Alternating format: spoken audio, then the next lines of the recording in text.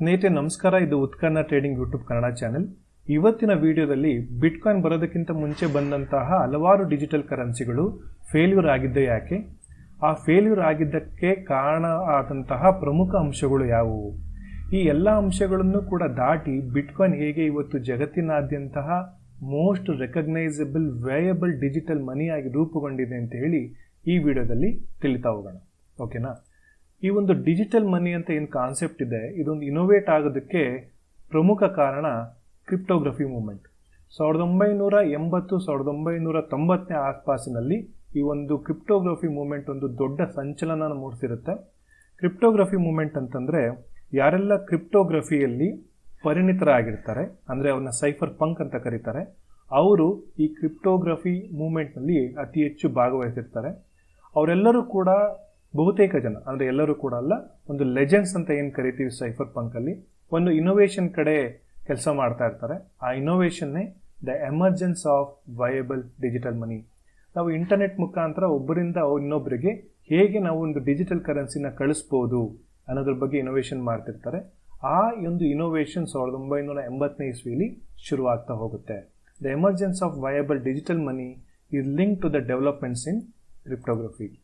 ಆದರೆ ಈ ಒಂದು ಡಿಜಿಟಲ್ ಮನಿಯ ಇನೋವೇಷನಲ್ಲಿ ಪ್ರಮುಖ 3 ಅಡೆತಡೆಗಳಿರುತ್ತೆ. ಆ ಅಡೆತಡೆಗಳು ಏನಂತಂದರೆ, the fundamental challenges of using bits to represent value include. ಈ ಡಿಜಿಟಲ್ ಮನಿ ಅಂತಂದರೆ ಸಿಂಪಲ್ ಆಗಿ ಹೇಳಬೇಕು ಅಂದರೆ ಇಟ್ಸ್ ಅ ನಂಬರ್ಸ್. ಓಕೆನಾ? ಒಂದು ವರ್ಚುವಲ್ ವರ್ಲ್ಡಲ್ಲಿ ಕೆಲವೊಂದು ನಂಬರ್ಸ್ ಇರುತ್ತೆ, ಆ ನಂಬರ್ಸೇ ಡಿಜಿಟಲ್ ಮನಿ ಅಥವಾ ಅದೊಂದು ವ್ಯಾಲ್ಯೂ ಆಗಿ ರೆಪ್ರೆಸೆಂಟ್ ಮಾಡಬೇಕಾಗಿರುತ್ತೆ. ಇದಕ್ಕೆ ಪ್ರಮುಖ 3 ಚಾಲೆಂಜಸ್ ಏನಂತಂದರೆ, authenticity and prevention of counterfeiting, preventing double spending, ಮೂರನೇದು ensuring ownership and preventing claims by others. ಈ 3 ಪಾಯಿಂಟ್ಗಳ ಬಗ್ಗೆ ನಾವು ಚರ್ಚೆ ಮಾಡ್ತಾ ಹೋಗೋಣ.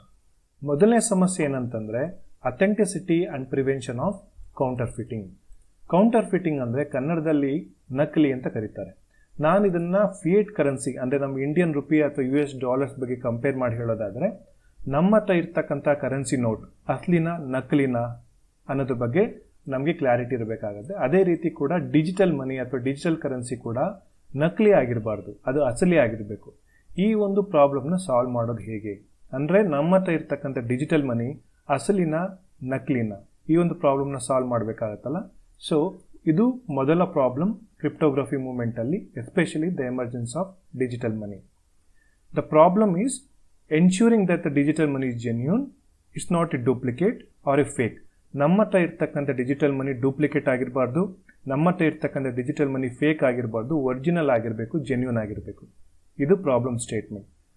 ಸಾಲ್ವ್ ಮಾಡೋದು ಹೇಗೆ ಅಂತಂದರೆ, ಯಾರ ಹತ್ರ ಪ್ರೈವೇಟ್ ಕೀಸ್ ಇರುತ್ತೆ ಅವರು ಪ್ರೈವೇಟ್ ಕೀಸ್ನ ಯೂಸ್ ಮಾಡಿ ಟ್ರಾನ್ಸಾಕ್ಷನ್ನ ಸೈನ್ ಮಾಡ್ತಾರಲ್ಲ, ಅವ್ರ ಹತ್ರ ಇರ್ತಕ್ಕಂಥ ಮನಿನೇ genuine money. Okay? The cryptography techniques are used to create unique digital signatures for each unit of currency. ಇದರಿಂದ ಡಿಜಿಟಲ್ ಮನಿ ಅಥೆಂಟಿಸಿಟಿ ಮತ್ತು it prevent the creation of fraudulent copies.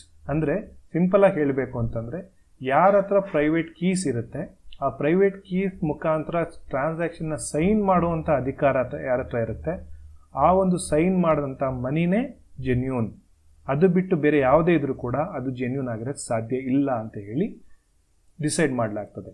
Authenticity and prevention of counterfeiting can be solve by using the private keys, and those private keys are use to create unique digital signatures for each unit of currency.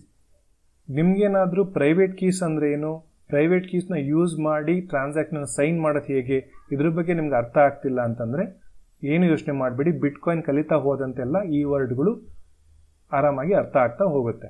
ಎರಡನೇ point ಏನಂತಂದರೆ preventing double spending. ಉದಾಹರಣೆಗೆ ನಮ್ಮ ಹತ್ರ ಒಂದೇ ಒಂದು ₹50 note ಇದೆ ಅಂತ ಅನ್ಕೋಣ. ಈ ಒಂದು ₹50 ನೋಟ್ನ ಯೂಸ್ ಮಾಡಿ ಒಂದೇ ಎಳ್ನೀರು ತೊಗೊಳ್ತೀವಿ, ಅದೇ ₹50 ನೋಟ್ನ ಯೂಸ್ ಮಾಡಿ 1 kg ಈರುಳ್ಳಿ ತೊಗೊಳ್ತೀವಿ, ಅದೇ ₹50 ನೋಟ್ನ ಯೂಸ್ ಮಾಡಿ 1 kg ಟೊಮೊಟೊ ತೊಗೊಳ್ತೀವಿ. ಪ್ರಾಕ್ಟಿಕಲಿ ಇದನ್ನು ಮಾಡೋಕ್ಕಾಗೋದಿಲ್ಲ ಅಲ್ವಾ? ಯಾಕೆಂದರೆ ಒಂದ್ಸಲಿ ₹50 ನಾವು ಸ್ಪೆಂಡ್ ಮಾಡಿದ್ವಿ ಅಂತಂದಮೇಲೆ ಅದು ₹50 ಹೋಯಿತು. ಓಕೆ? ಅದೇ ರೀತಿ ಡಿಜಿಟಲ್ ಕರೆನ್ಸಿ ಅಥವಾ ಡಿಜಿಟಲ್ ಮನಿ ಕೂಡ ಈ ಒಂದು ಡಬಲ್ ಸ್ಪೆಂಡಿಂಗ್ ಏನಿದೆ ಅಂದರೆ, ಒಂದೇ ಡಿಜಿಟಲ್ ಮನಿ ಅಥವಾ ಒಂದೇ ಫಿಸಿಕಲ್ ಮನಿನ ತಗೊಂಡು ಒಂದೇ ಸಲ ಮಾತ್ರ ಟ್ರಾನ್ಸಾಕ್ಷನ್ ಮಾಡೋಕ್ಕಾಗುವಂಥದ್ದು. ಪದೇ ಪದೇ ಅದೇ ಮನಿನ ಯೂಸ್ ಮಾಡಿಕೊಂಡು ಹಲವಾರು ಟ್ರಾನ್ಸಾಕ್ಷನ್ನ ಮಾಡೋಕ್ಕೆ ಆಗಬಾರ್ದು. ಇದನ್ನೇ ಡಬಲ್ ಸ್ಪೆಂಡಿಂಗ್ ಅಂತ ಕರೀತಾರೆ. ಈ ಒಂದು ಡಬಲ್ ಸ್ಪೆಂಡಿಂಗ್ ಪ್ರಾಬ್ಲಮ್ನ ಡಿಜಿಟಲ್ ಕರೆನ್ಸಿಲಿ ಪ್ರಿವೆಂಟ್ ಮಾಡಬೇಕಿತ್ತು. ಸೊ ದ ಪ್ರಾಬ್ಲಮ್ ಡೆಫಿನೇಷನ್ ಏನಂತಂದರೆ, ensuring that a single digital token cannot be used more than once for multiple transactions. ನಾವು ಮಲ್ಟಿಪಲ್ ಟ್ರಾನ್ಸಾಕ್ಷನ್ಸ್ಗೆ ಒಂದೇ ಸಿಂಗಲ್ ಡಿಜಿಟಲ್ ಟೋಕನ್ನ ಬಳಕೆ ಮಾಡಬಾರ್ದು. ಓಕೆ, ಇದು ಪ್ರಾಬ್ಲಮ್ ಸ್ಟೇಟ್ಮೆಂಟ್. ಇದನ್ನು ಸಾಲ್ವ್ ಮಾಡೋ ಬಗೆ ಏನಂತಂದರೆ, implementing the cryptography protocols and maintaining A transaction ledger. For example, ನನ್ನ ಹತ್ರ ಇದ್ದಂತಹ ಡಿಜಿಟಲ್ ಟೋಕನನ್ನು ನಾನು ಎಳ್ನೀರು ತಗೊಳ್ಳೋದಕ್ಕೆ ಬಳಸಿದ್ದೀನಿ ಅಂತಂದರೆ ಆ ಒಂದು ಟ್ರಾನ್ಸಾಕ್ಷನ್ ಕಂಪ್ಲೀಟ್ ಆಗಬೇಕು, ಆ ಒಂದು ಟ್ರಾನ್ಸಾಕ್ಷನ್ ಲೆಡ್ಜರಲ್ಲಿ ದಾಖಲಾಗಬೇಕು. This guarantees that once the digital money is spent it cannot be reused. ಒಂದ್ಸಲಿ ನಾನು ಎಳ್ನೀರಿಗೆ ನನ್ನ ಹತ್ರ ಇರ್ತಕ್ಕಂಥ ಡಿಜಿಟಲ್ ಟೋಕನನ್ನು ಕೊಟ್ಟಿದ್ದೀನಿ, ಟ್ರಾನ್ಸಾಕ್ಷನ್ ಕಂಪ್ಲೀಟ್ ಆಗಿದೆ, ಟ್ರಾನ್ಸಾಕ್ಷನ್ ಕಂಪ್ಲೀಟ್ ಆಗಿರೋದು ಲೆಡ್ಜರಲ್ಲಿ ಅಪ್ಡೇಟ್ ಆಗಿದೆ ಅಂತಂದರೆ this cannot be reused, thereby maintaining the integrity of the transactions. ಒಂದ್ಸಲಿ ಟ್ರಾನ್ಸಾಕ್ಷನ್ಸ್ ಆದಮೇಲೆ ಆ ಟ್ರಾನ್ಸಾಕ್ಷನ್ನ ಇಂಟಿಗ್ರಿಟಿ ಮೇಂಟೈನ್ ಮಾಡಬೇಕು. ಯಾವುದೇ ಕಾರಣಕ್ಕೂ ಆ ಟ್ರಾನ್ಸಾಕ್ಷನ್ಸ್ನ ಏನು ದಾಖಲಾಗಿರುತ್ತಲ್ಲ ಲೆಡ್ಜರಲ್ಲಿ ಅದು ಅಳ್ಸಾಕಕ್ಕೆ ಆಗಬಾರ್ದು ಅಥವಾ ರೀಯೂಸ್ ಆಗಬಾರ್ದು. This makes preventing double spending problem. ಓಕೆನಾ? ಮೂರನೇ ಪ್ರಾಬ್ಲಮ್ ಏನಂತಂದರೆ, ensuring ownership and preventing claims by others. ನಮ್ಮ ಹತ್ರ ಇರ್ತಕ್ಕಂಥ ಡಿಜಿಟಲ್ ಮನಿ ನಾವೇ ಓನರ್. ಇದನ್ನು ಯಾರಾದ್ರು ಬೇರೆಯವ್ರು ಬಂದು ಕ್ಲೈಮ್ ಮಾಡಿ ಇಲ್ಲ ಇದು ನಂದು ಡಿಜಿಟಲ್ ಮನಿ ಅಂತಂದರೆ ಅವರು ಕೂಡ ಅದನ್ನು ಕ್ಲೈಮ್ ಮಾಡೋಕ್ಕೆ ಆಗಬಾರ್ದು. ಸೊ ಹಾಗಾದರೆ who is the right owner for our digital money? So problem definition ಏನಂತಂದರೆ, ensuring that the only rightful owner can use or claim the digital money. ಯಾರು ಆ ಡಿಜಿಟಲ್ ಮನಿಗೆ ನಿಜವಾದ ಓನರ್ ಆಗಿರ್ತಾರೆ ಆ ಓನರ್ ಮಾತ್ರ ಆ ಒಂದು ಡಿಜಿಟಲ್ ಮನಿಯ ಟ್ರಾನ್ಸಾಕ್ಷನ್ ಮಾಡೋದಕ್ಕೆ ಹಕ್ಕುದಾರರಾಗಿರ್ತಾರೆ. ಓಕೆ, ಸೊ ಮೆಥಡ್ ಹೇಗೆ ಅಂತಂದರೆ, using the cryptographic digital signatures, public private key pairs to prove ownership. Again, ಯಾರ ಹತ್ರ ಪ್ರೈವೇಟ್ ಕೀಸ್ ಇರುತ್ತೆ, ಯಾರ ಹತ್ರ ಪ್ರೈವೇಟ್ ಕೀಸ್ ಇದ್ದು ಆ ಪ್ರೈವೇಟ್ ಕೀಸ್ ಮುಖಾಂತರ ಟ್ರಾನ್ಸಾಕ್ಷನ್ನ ಸೈನ್ ಮಾಡುವಂಥ ಅಧಿಕಾರ ಇರುತ್ತೆ, ಅವರೇ ನಿಜವಾದ owner. This ensures that only one person, ಅಂದರೆ ಯಾವ ವ್ಯಕ್ತಿ ಹತ್ರ ಕರೆಕ್ಟ್ ಪ್ರೈವೇಟ್ ಕೀಸ್ ಇರುತ್ತೆ ಅವ್ರು ಮಾತ್ರ ಟ್ರಾನ್ಸಾಕ್ಷನ್ನ ಅಥರೈಸ್ ಮಾಡೋದಕ್ಕೆ ಸಾಧ್ಯ. ಇದರಿಂದ ಬೇರೆ ಯಾರೋ ಬಂದು ಕೂಡ ನಮ್ಮ ಡಿಜಿಟಲ್ ಮನಿನ ಅವ್ರದ್ದು ಅಂತ ಕ್ಲೈಮ್ ಮಾಡೋದಕ್ಕೆ ಸಾಧ್ಯ ಆಗೋದಿಲ್ಲ. It prevents others from fraudulent claiming ownership. So basically ಈ ಮೂರು ಪ್ರಾಬ್ಲಮ್, ಒಂದು authenticity and prevention of counterfeiting, ನಮ್ಮ ಹತ್ರ ಇರ್ತಕ್ಕಂಥ ಡಿಜಿಟಲ್ ಮನಿ ಅಸಲಿನ ನಕಲಿನ. ಎರಡನೇದು ಪ್ರಿವೆಂಟಿಂಗ್ ಡಬಲ್ ಸ್ಪೆಂಡಿಂಗ್, ನಮ್ಮ ಹತ್ರ ಇರ್ತಕ್ಕಂಥ ಒಂದೇ ಡಿಜಿಟಲ್ ಮನಿಯಲ್ಲಿ ಹಲವಾರು ಟ್ರಾನ್ಸಾಕ್ಷನ್ಸ್ಗಳು ಆಗಬಾರ್ದು, ಒಂದೇ ಟ್ರಾನ್ಸಾಕ್ಷನ್ ಆಗಬೇಕು ಮತ್ತು ಆ ಟ್ರಾನ್ಸಾಕ್ಷನ್ನ ಮತ್ತೆ ಅಳಿಸಾಕಕ್ಕೆ ಆಗಬಾರ್ದು. ಮೂರನೇದು ensuring ownership and preventing claim by others. ನಮ್ಮ ಹತ್ರ ಇರ್ತಕ್ಕಂಥ ಡಿಜಿಟಲ್ ಮನಿಗೆ ನಾವೇ ಓನರ್, ಅದು ಬೇರೆ ಯಾರೋ ಬಂದು ನಮ್ಮದು ಅಂತೇಳಿ ಕ್ಲೈಮ್ ಮಾಡೋಕ್ಕೆ ಆಗಬಾರ್ದು. ಈ ಮೂರು ಬೇಸಿಕ್ ಪ್ರಾಬ್ಲಮ್ಗಳನ್ನು ಡಿಜಿಟಲ್ ಮನಿ ಒಂದು ಇನೋವೇಷನ್ ಮಾಡ್ತಾ ಇದೀವಿ ಅಂದರೆ ಆ ಒಂದು ಇನೋವೇಷನ್ ಈ ಮೂರು ಪ್ರಾಬ್ಲಮ್ಗಳನ್ನ ಸಾಲ್ವ್ ಮಾಡಬೇಕಾಗತ್ತೆ. Next counterfeiting and double spending in physical and digital money. ನಾವು ಈಗ ಯೂಸ್ ಮಾಡ್ತಿರ್ತಕ್ಕಂಥ ಫಿಯೇಟ್ ಕರೆನ್ಸಿ ಅಂದರೆ ಇಂಡಿಯನ್ ರುಪಿಗೂ ಮತ್ತು ಡಿಜಿಟಲ್ ಕರೆನ್ಸಿಗೂ ಕೂಡ ಕೌಂಟರ್ಫಿಟಿಂಗ್ ಅಂದರೆ ನಕಲಿ ಮತ್ತು double spending, more than multiple transactions using a single money compare ಮಾಡೋಣ.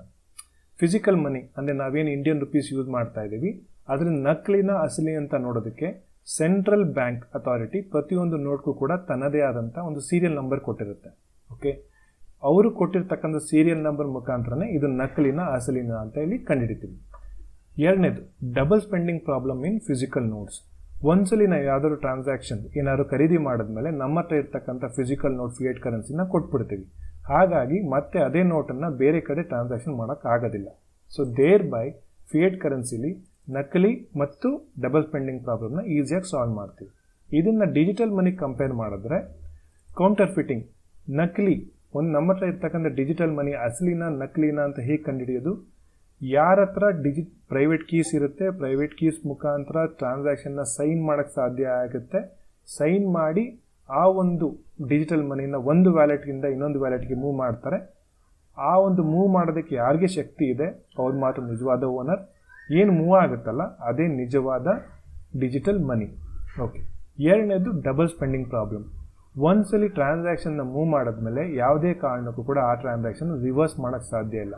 ಅಂದರೆ ಒಂದ್ಸಲ ಡಿಜಿಟಲ್ ಮನಿನ ಒಬ್ಬರಿಂದ ಇನ್ನೊಬ್ಬರಿಗೆ ಅಂದರೆ ಒಂದು ವ್ಯಾಲೆಟಿಂದ ಇನ್ನೊಂದು ವ್ಯಾಲೆಟಿಗೆ ಮೂವ್ ಮಾಡಿದ್ಮೇಲೆ ಆ ಒಂದು ಟ್ರಾನ್ಸಾಕ್ಷನ್ ಲೆಡ್ಜರಲ್ಲಿ ದಾಖಲಾಗುತ್ತೆ, ಅದನ್ನು ಅಳಿಸೋಕ್ಕಾಗೋದಿಲ್ಲ ಮತ್ತು ರಿವರ್ಸ್ ಕೂಡ ಮಾಡೋದಕ್ಕೆ ಸಾಧ್ಯ ಆಗೋದಿಲ್ಲ. So thereby we are solving counterfeiting problem and double spending problem in digital money. 1980ನೇ ಇಸ್ವಿಲಿ ನಡೆದಂಥ ಕ್ರಿಪ್ಟೋಗ್ರಫಿ ಮೂವ್ಮೆಂಟ್ ಅಂದರೆ cryptography becomes more broadly available and understood in the late 1980s. Many researchers ಅಂದರೆ cypherpunks ಅಂತ ಏನು ಕರೀತಾರೆ, those who have more skill set and experience in cryptography. So the legends in cryptography, they are called as cypherpunks. They attempt to build digital currencies. So usually digital currencies ಎಲ್ಲ ಏನಾಗಿತ್ತು ಅಂತಂದರೆ it was backed by the national currencies or precious metals like gold. ಚಿನ್ನದ ಆಧಾರಿತ digital currencies ಆಗಿದ್ವು ಅಥವಾ ಯಾವುದೋ ಒಂದು national currency ಅಂದರೆ ಯಾವುದೇ ಒಂದು ದೇಶದ ಆ ಒಂದು ದೇಶದ ಬ್ಯಾಕಪ್ಪಲ್ಲಿ ನೀಡ್ತಾ ಇರ್ತಕ್ಕಂತಹ ಡಿಜಿಟಲ್ ಕರೆನ್ಸಿ ಆಗಿರ್ತಿತ್ತು. ಬಹುತೇಕ ಡಿಜಿಟಲ್ ಕರೆನ್ಸಿಗಳು ಬಿಟ್ಕಾಯಿನ್ ಬರೋದಕ್ಕಿಂತ ಮುಂಚೆ ಎಲ್ಲವೂ ಕೂಡ ಒಂದು ಸೆಂಟ್ರಲೈಸ್ ಸಿಸ್ಟಮಲ್ಲಿ ನಡೀತಾ ಇತ್ತು. Centralise systems were easy targets for governments and hackers. Centralised clearing house use to settle transaction similar to traditional banking system. ಈಗ ನಾವು ಏನು ಬ್ಯಾಂಕಿಂಗ್ ವ್ಯವಸ್ಥೆ ಮೇಲೆ ಡಿಪೆಂಡ್ ಆಗಿದ್ದೀವಿ ನಮ್ಮ ಟ್ರಾನ್ಸಾಕ್ಷನ್ನ ಸೆಟಲ್ ಮಾಡೋದಕ್ಕೆ, ಅದೇ ರೀತಿ ಬಿಟ್ಕಾಯಿನ್ ಬರೋದಕ್ಕಿಂತ ಮುಂಚೆ ಇದ್ದಂತಹ ಎಲ್ಲ ಡಿಜಿಟಲ್ ಕರೆನ್ಸಿಗಳ ಟ್ರಾನ್ಸಾಕ್ಷನ್ಸ್ ಕೂಡ ಒಂದು ಸೆಂಟ್ರಲೈಸ್ಡ್ ಅಥಾರಿಟಿ ಮಾಡ್ತಾ ಇತ್ತು. ಎ ಗ್ರೂಪ್ ಆಫ್ ಡೆವಲಪರ್ಸ್ ಮಾಡ್ತಾಯಿದ್ರು ಅಥವಾ ಯಾರು ಸಿಂಗಲ್ ಡೆವಲಪರ್ಸ್ ಮಾಡ್ತಾಯಿದ್ರು. ಜಗತ್ತಿಗೆ ಗೊತ್ತಿತ್ತು ಆ ಡೆವಲಪರ್ಸ್ ಯಾರು, ಅವ್ರು ಎಲ್ಲಿದ್ದಾರೆ, ಅವರ ಸಂಸ್ಥೆ ಎಲ್ಲಿದೆ, ಅವರು ಹೇಗೆ ಟ್ರಾನ್ಸಾಕ್ಷನ್ನ ಸೆಟಲ್ ಮಾಡ್ತಿದ್ದಾರೆ ಅಂತ.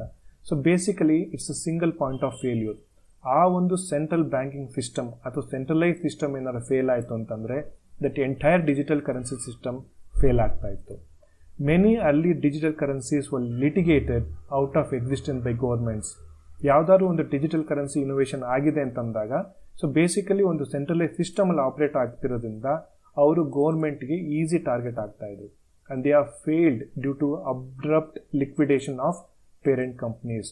ಆ ಒಂದು ಪೇರೆಂಟ್ ಕಂಪ್ನಿ ಅಂದರೆ ಸೆಂಟ್ರಲೈಸ್ ಸಿಸ್ಟಮ್ ನಡೆಸ್ತಾ ಇರ್ತಕ್ಕಂತಹ ಒಂದು ಗ್ರೂಪ್ ಆಫ್ ಮೆಂಬರ್ಸ್ ಆಗಿರ್ಬೋದು, ಅವರಲ್ಲಿ ಏನಾದ್ರು ಪ್ರಾಬ್ಲಮ್ ಆಯಿತು, ವ್ಯವಹಾರದಲ್ಲಿ ಏನೋ ತೊಂದರೆ ಆಯಿತು ಅಂತಂದರೆ ಆ ಒಂದು ಕಂಪ್ನಿ ಬ್ಯಾಂಕ್ರಪ್ಟ್ ಆಗ್ತಾ ಇತ್ತು ಅಥವಾ ಹಲವಾರು ಸಮಸ್ಯೆಗಳಿಂದ ಸೆಂಟ್ರಲೈಸ್ ಸಿಸ್ಟಮ್ಸ್ ಬ್ರೇಕ್ ಆಗ್ತಾ ಇತ್ತು. ಸೊ ಬೇಸಿಕಲಿ ಒಂದು ಡಿಜಿಟಲ್ ಕರೆನ್ಸಿಗಳು ಅಂದರೆ ಬಿಟ್ಕಾಯಿನ್ ಬರೋದಕ್ಕಿಂತ ಮುಂಚೆ ಬಂದಂಥ ಎಲ್ಲ ಡಿಜಿಟಲ್ ಕರೆನ್ಸಿಗಳು ಫೇಲ್ ಆಗೋದಕ್ಕೆ ಪ್ರಮುಖ ಕಾರಣ ಅಂತಂದರೆ they all are centralise systems. ಈ ಒಂದು ಸೆಂಟ್ರಲೈಸ್ ಸಿಸ್ಟಮ್ಸಲ್ಲಿ ಇರ್ತಕ್ಕಂಥ ಒಂದು ದೊಡ್ಡ ನ್ಯೂನತೆಗಳನ್ನು ಓವರ್ಕಮ್ ಮಾಡಿ ಜೊತೆಗೆ ಈ ಒಂದು 3 ಪ್ರಾಬ್ಲಮ್ ಏನಿದೆ, counterfeiting, double spending and ownership, ಈ ಎಲ್ಲವನ್ನು ಕೂಡ ದಾಟಿ ನೆಕ್ಸ್ಟ್ ಡಿಜಿಟಲ್ ಕರೆನ್ಸಿ ಬರಬೇಕಾಗಿತ್ತು. ಬಿಟ್ಕಾಯಿನ್ ಈ ಎಲ್ಲ ಪ್ರಾಬ್ಲಮ್ಗಳನ್ನು ಕೂಡ ಸಾಲ್ವ್ ಮಾಡಿ ಮುಂದಕ್ಕೆ ಬಂದಿದೆ. Need for decentralisation. ನಾವು ಏನು ನೋಡಿದ್ವಲ್ಲ ಈ 3 ಪ್ರಮುಖ ಪ್ರಾಬ್ಲಮ್ಗಳು ಅಂದರೆ counterfeiting, double spending and ensuring ownership and preventing claim by others, ಈ 3 ಪ್ರಮುಖ ಪ್ರಾಬ್ಲಮ್ಗಳನ್ನು ಕೂಡ ಸಾಲ್ವ್ ಮಾಡಿ ಜೊತೆಗೆ ಸೆಂಟ್ರಲೈಸ್ ಸಿಸ್ಟಮ್ನು ಕೂಡ ಸಾಲ್ವ್ ಮಾಡಿ ಅಂದರೆ we need a decentralise system. ಯಾವುದೇ ರೀತಿ ಸಿಂಗಲ್ ಪಾಯಿಂಟ್ ಆಫ್ ಫೇಲ್ಯೂರ್ ಆಗಿರಬಾರ್ದು, ಯಾವುದೇ ರೀತಿ ಸಿಂಗಲ್ ಪಾಯಿಂಟ್ ಆಫ್ ಅಟ್ಯಾಕ್ ಆಗಿರ್ಬೋದು, ಸೊ ದಟ್ ಗೌರ್ಮೆಂಟ್ಸ್ ಬಂದು ಇಂಟರ್ವ್ಯೂನ್ ಮಾಡಿ ಅದೇನೋ ಪ್ರಾಬ್ಲಮ್ ಕೊಡುತ್ತೆ ಅಂತ ಆಗಿರಬಾರ್ದು. So completely decentralised ಆಗಿರಬೇಕಾಗಿತ್ತು.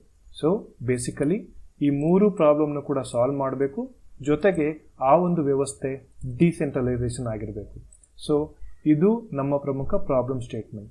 ಇದನ್ನು ಬಿಟ್ಕಾಯಿನ್ ಸಾಲ್ವ್ ಮಾಡ್ತು. ಬಿಟ್ಕಾಯಿನ್ನ ಡಿಸೈನ್ ಹೇಗಿದೆ ಅಂತಂದರೆ it is decentralised by design. ಯಾವುದೇ ಸೆಂಟ್ರಲೈಸ್ಡ್ ಅಥಾರಿಟಿ ಇಲ್ಲ, ಯಾವುದೇ ಒಬ್ಬ ವ್ಯಕ್ತಿ ಇಲ್ಲ. It's completely decentralised by thousands of notes running all over the world.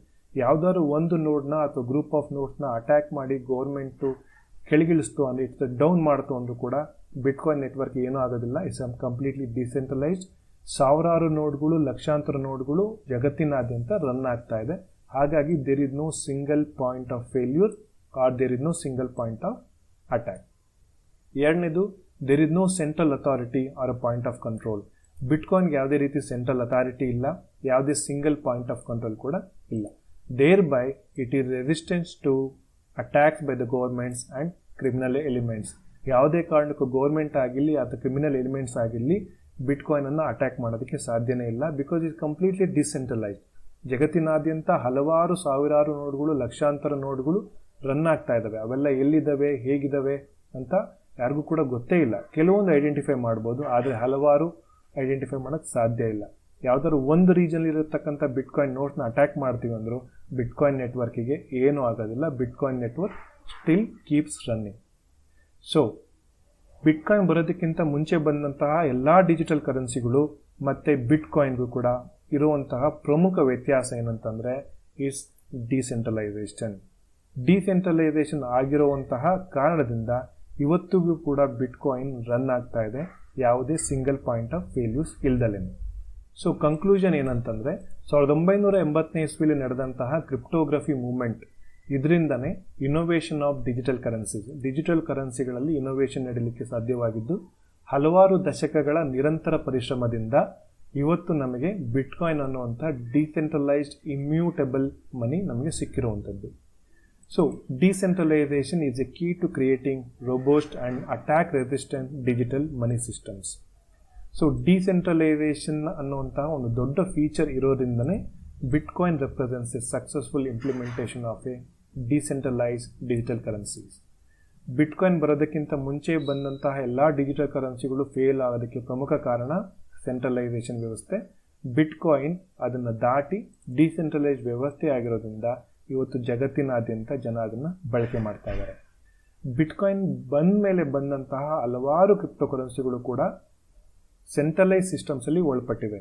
ಯಾಕೆಂತಂದರೆ it's because of the greediness of the people who invented those crypto currencies. ಜೊತೆಗೆ ಕೆಲವೊಂದು decentralised ಅಂತ ಹೇಳಿ ಕೂಡ ಹಲವಾರು ಕ್ರಿಪ್ಟೋ ಕರೆನ್ಸಿಗಳು ಬಂದಿದ್ದಾವೆ, ಬಟ್ ಅವ್ಯಾವು ಕೂಡ ಟೇಕ್ ಆಫ್ ಆಗಿಲ್ಲ. It's because the users are less. ಯಾವ ಒಂದು ಡಿಜಿಟಲ್ ಕರೆನ್ಸಿಗೆ there will be more number of users, ಆ ಒಂದು ಕರೆನ್ಸಿಗೆ ಮಾತ್ರ ಮಾನಿಟರಿ ವ್ಯಾಲ್ಯೂ ಇರುತ್ತೆ. ಯಾವುದೋ ಒಂದು ಹೊಸ ಕರೆನ್ಸಿ ಇನ್ವೆಂಟ್ ಮಾಡ್ತೀನಿ, ಅದು ಮಾಡಿದ್ಮೇಲೆ ನಾನು ರನ್ ಮಾಡ್ತೀನಿ ಅಂತಂದರೆ ರಾತ್ರೋರಾತ್ರಿ ಅದಕ್ಕೆ ಮಾನಿಟರಿ ವ್ಯಾಲ್ಯೂ ಬರೋದಿಲ್ಲ. It takes lots of years. Bitcoin ಈ ಎಲ್ಲ ಹರ್ಡಲ್ಸ್ನು ಕೂಡ ದಾಟಿ ಇವತ್ತು 15-16 ವರ್ಷಗಳ ನಂತರ ಕೂಡ ಯಾವುದೇ ರೀತಿ ಡೌನ್ ಟೈಮ್ ಇಲ್ಲದೆ, ಸಾಫ್ಟ್ವೇರ್ ರಿಸೆಟ್ ಆಗದಲ್ಲೇ ರನ್ ಆಗ್ತಾ ಬಂದಿದೆ. ಎಲ್ಲ ಹರ್ಡಲ್ಸ್ನು ಕೂಡ ದಾಟಿ ಇವತ್ತು ಬಂದಿದೆ ಅಂದರೆ ಬಿಟ್ಕಾಯಿನಲ್ಲಿ ಡಿಸೆಂಟ್ರಲೈಸೇಷನ್ ವ್ಯವಸ್ಥೆ ಎಷ್ಟು ಗಟ್ಟಿಯಾಗಿದೆ ಅಂತ ಹೇಳಿ ತಿಳ್ಕೊಬೋದು. ಓಕೆ, ಇದು ಇವತ್ತಿನ ವಿಡಿಯೋ. ಯಾವ ರೀತಿ ಬಿಟ್ಕಾಯಿನ್ ಎಮರ್ಜ್ ಆಯಿತು, ಯಾವ ರೀತಿ ನಿಜವಾದ ರಿಯಲ್ ವರ್ಲ್ಡ್ ಪ್ರಾಬ್ಲಮ್ಸ್ನ ಬಿಟ್ಕಾಯಿನ್ ಸಾಲ್ವ್ ಮಾಡ್ತು, ಬಿಟ್ಕಾಯಿನ್ ಬರೋದಕ್ಕಿಂತ ಮುಂಚೆ ಇದ್ದಂಥ ಹಲವಾರು ಡಿಜಿಟಲ್ ಕರೆನ್ಸಿಗಳು ಯಾಕೆ ಫೇಲ್ ಆಯಿತು ಅನ್ನೋದ್ರ ಬಗ್ಗೆ ಸಂಕ್ಷಿಪ್ತವಾಗಿ ನೋಡಿದ್ವಿ. ಈ ವಿಡಿಯೋದಲ್ಲಿರೋ ಮಾಹಿತಿ ನಿಮ್ಗೆ ಏನಾದರೂ ಇಷ್ಟ ಆಗಿದ್ದರೆ ವಿಡಿಯೋನ ಲೈಕ್ ಮಾಡೋ ಮುಖಾಂತರ ಸಪೋರ್ಟ್ ಮಾಡಿ. ನಿಮ್ಮ ಅನಿಸಿಕೆ ಅಭಿಪ್ರಾಯಗಳು ಯಾವ್ದಾರು ಇದ್ದರೆ ವಿಡಿಯೋನ ಕಾಮೆಂಟ್ ಸೆಕ್ಷನ್ ತಿಳಿಸಿ, ನಾನು ಅದನ್ನು ಚೆಕ್ ಮಾಡಿ ಖಂಡಿತವಾಗ್ಲೂ ರಿಪ್ಲೈ ಮಾಡ್ತೀನಿ. ಧನ್ಯವಾದಗಳು.